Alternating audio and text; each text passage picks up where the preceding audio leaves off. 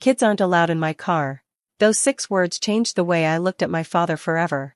My name is Serena Whitmore, and until that day, I still held on to a small hope that my father, Alden Whitmore, might someday care about me and my daughter. He had always been distant, but I kept telling myself that was just how he was. I thought things would get better with time. I was wrong. It happened during a family gathering at my father's house. Everyone was eating and talking when my 8-year-old daughter, Juniper, suddenly became very sick. Her face turned pale, and she started trembling. She complained about sharp pain and looked like she might faint at any moment. I panicked. The nearest hospital was not far away, but my car had been giving me problems for days. My father was standing outside beside his car, ready to leave. I rushed over to him and asked if he could help us get to the hospital. Before I could even finish explaining, he looked at me and said, "Kids aren't allowed in my car." At first, I thought he was joking. Then I saw the serious expression on his face. I stared at him in disbelief. Juniper was not some random child asking for a ride. She was his granddaughter. She was scared, sick, and needed help. Yet he showed no concern at all. "Dad, she needs a doctor," I said. He simply shrugged and repeated himself, "Kids aren't allowed in my car." None of the relatives standing nearby said a word.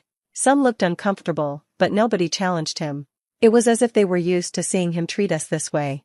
Fighting back tears, I helped Juniper into my car and prayed it would start. Thankfully it did. I drove straight to the hospital while my heart pounded the entire way. The doctors treated Juniper, and she eventually recovered. I was grateful she was okay. But as I sat beside her hospital bed that night, I couldn't stop thinking about what had happened. My father hadn't just rejected me. He had rejected his own granddaughter. And I had no idea that this was only the beginning of a much bigger betrayal. A few days later, life slowly returned to normal. Juniper was back at school, smiling again, and trying to forget her hospital visit. I was doing my best to move on too, but my father's behavior kept replaying in my mind. One afternoon, I left work early to pick up some paperwork from a client. As I drove through a quiet neighborhood on the other side of town, I noticed a familiar car parked near a private elementary school. It was my father's sedan. I almost kept driving. My father had no reason to be there, but it wasn't my business. Then I saw him step out of the driver's seat. A little girl jumped out from the passenger side. I froze. The girl looked around 7 or 8 years old, close to Juniper's age. My father smiled at her, adjusted her jacket, and handed her a lunch bag. Then he lifted a backpack from the back seat and carried it for her. I couldn't believe what I was seeing. This was the same man who wouldn't drive his own granddaughter to the hospital. The same man who claimed children were never allowed in his car.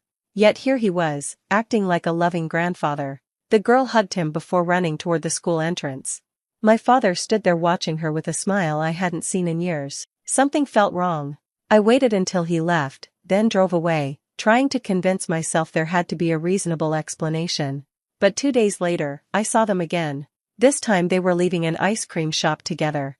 A few days after that, I spotted them at a park. It wasn't an accident. It wasn't a favor for a friend. My father clearly played a major role in this child's life. The more I saw, the harder it became to ignore. Juniper had spent years wondering why her grandfather never attended her school events, birthdays, or recitals. Meanwhile, he seemed happy to make time for someone else's child. I didn't know who the little girl was, but I needed answers. For the first time in my life, I started wondering if my father had built another family somewhere along the way and simply decided that mine no longer mattered. I decided to stop guessing and start asking questions. A week after seeing my father with the little girl for the 3rd time, I called him and asked if we could meet for coffee. To my surprise, he agreed. For a moment, I thought maybe he was finally ready to be honest. The conversation lasted less than 10 minutes. As soon as I mentioned the little girl, his expression changed. "What little girl?" he asked. I stared at him. There was no confusion in his voice. He knew exactly who I meant. "The girl you've been driving around," I said. "The one from the school." His jaw tightened. "You're imagining things, Serena."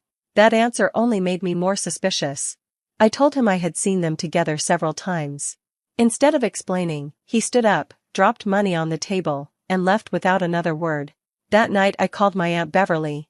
She normally loved talking, but when I mentioned the girl, she suddenly became quiet. "Your father has his reasons," she finally said. "What reasons?" "I think it's best if you leave it alone." Then she quickly ended the call. Over the next few days, I contacted several cousins. Every conversation felt strange. Some claimed they didn't know anything. Others changed the subject completely. One cousin even told me I was making trouble where none existed. The reactions didn't make sense. If there was nothing to hide, why was everyone acting nervous? The final piece came when I ran into my father's attorney, Graham Mercer, outside a restaurant. He had known me since I was a child. When I casually mentioned the little girl, his face lost color. For a second, he looked genuinely worried. Then he forced a smile and said he couldn't discuss family matters. Family matters. Those two words stayed in my mind the entire drive home. That was when I knew I wasn't chasing a rumor.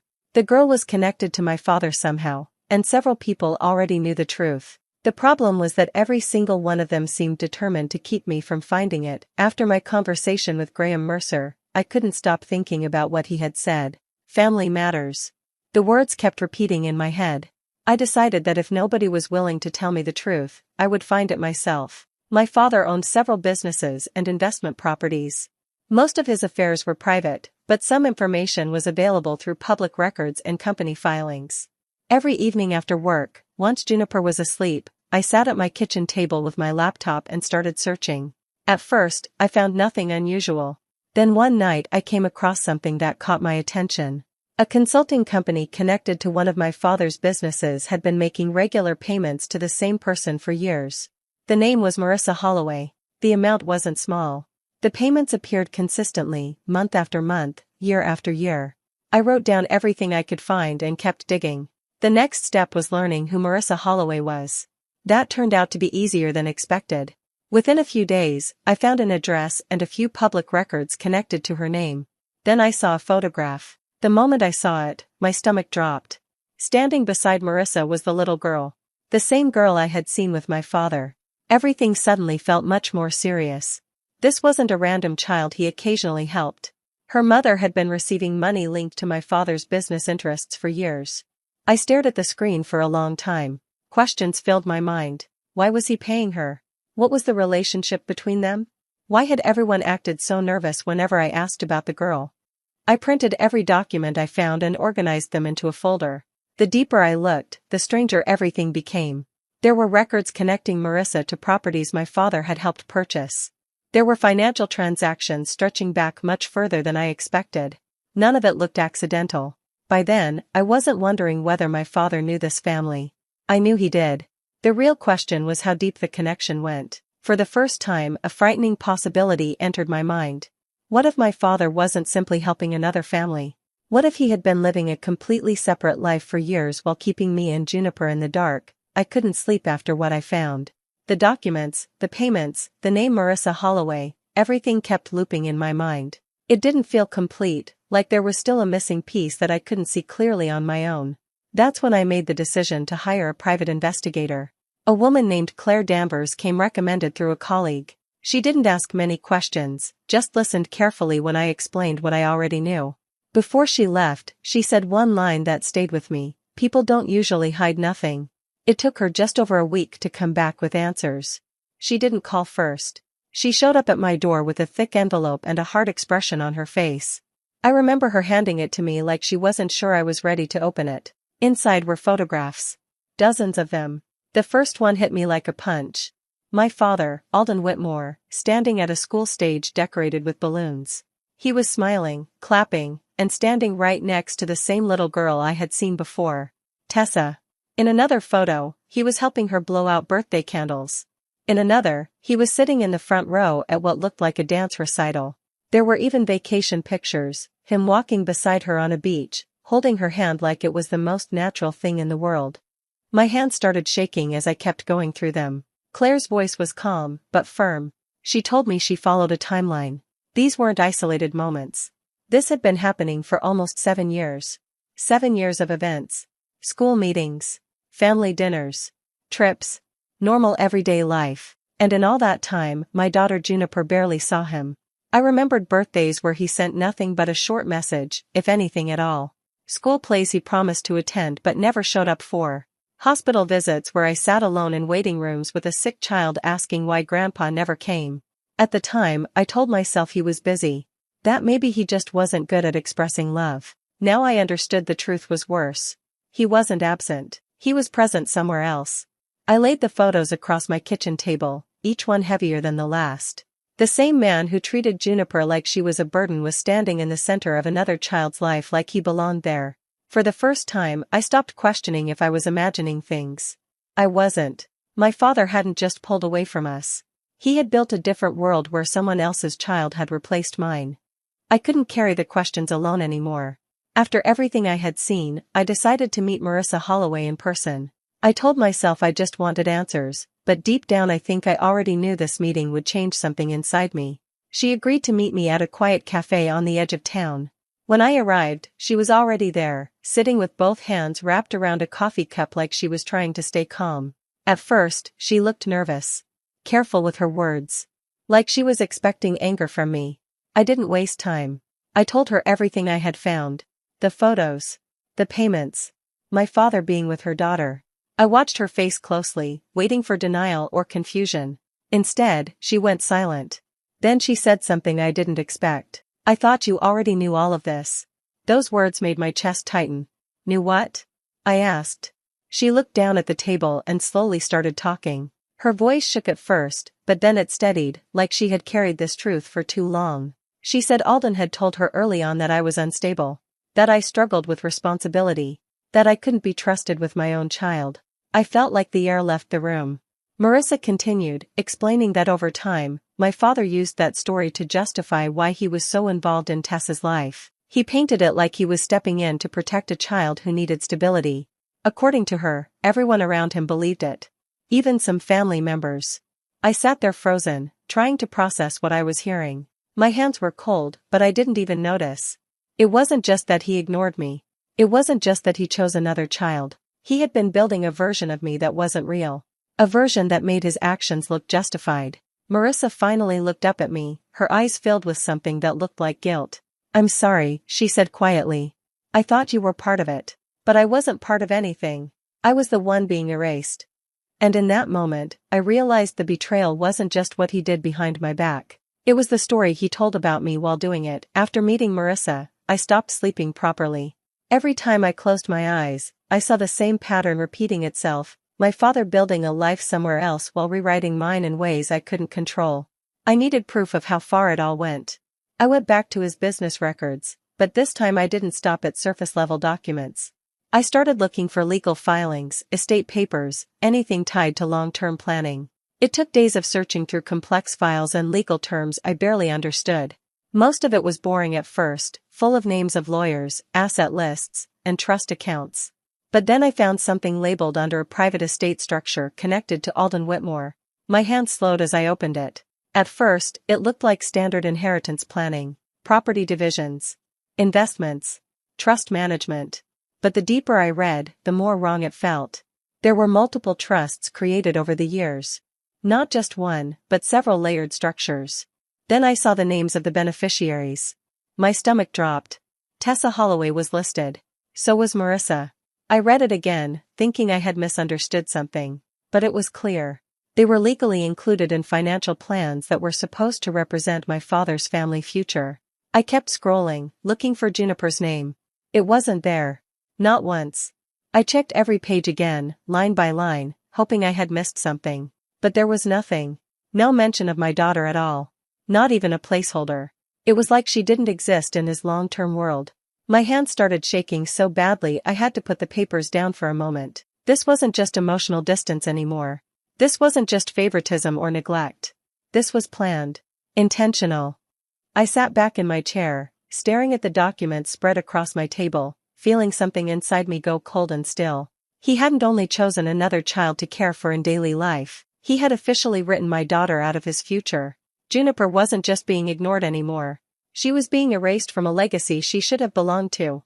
And the worst part was realizing how many steps it had taken to make that possible. After finding the trust documents, I thought I had already reached the worst of it. I was wrong.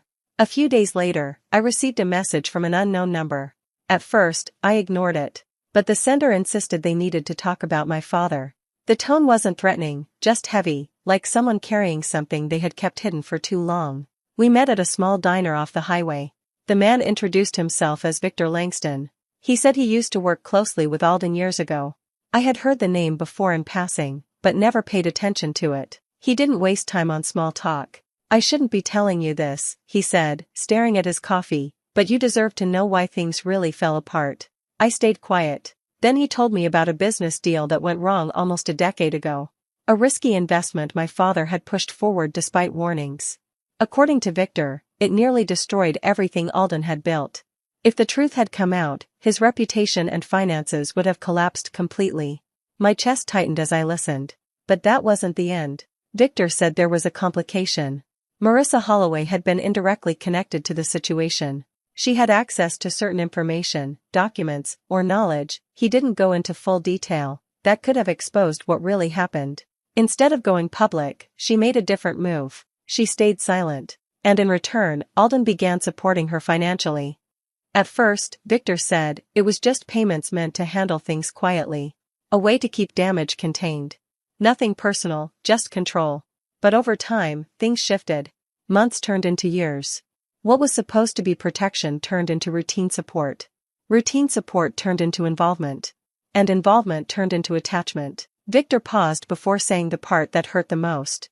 At some point, your father stopped treating it like damage control, he said. He started acting like that child's life mattered more than anything else around him. I felt my throat tighten. He explained that guilt played a role, but so did dependency. My father became emotionally tied to Tessa's world because it was built on secrecy, responsibility, and control he thought he could manage. It gave him a place where he wasn't being judged for past mistakes. Meanwhile, my world kept getting pushed aside. Victor looked at me then, his expression tired. He didn't plan to replace your daughter, he said quietly. But he ended up doing exactly that. I sat there in silence, staring at the table, trying to understand how a mistake from years ago could grow into something that erased my child's place in her own family. It wasn't just betrayal anymore. It was a chain of choices that slowly pushed Juniper out of a life she was supposed to be part of from the beginning. The invitation arrived like nothing had changed. Alden Whitmore was hosting a private family celebration at his estate. It was supposed to be a formal evening where he would share future plans for the family business and property holdings. The message was polite, almost proud, as if everything in the family was still under his control. I almost didn't go. But I did. When I arrived, the house was full of people I had grown up with. Relatives, family friends, and a few of his business associates. Everyone looked dressed for success, laughing quietly, holding drinks, acting like nothing in our family had ever been broken. Alden stood near the center of it all. Confident. Calm. Smiling. He greeted me like I was just another guest. That alone told me everything I needed to know. I didn't sit with the others. I stayed near the edge of the room, holding a folder that felt heavier with every passing minute. Inside were copies of everything I had found. The payments. The trust structures. The investigators' photos. The records of years I had been pushed aside. When the moment came, Alden tapped his glass. The room slowly went quiet.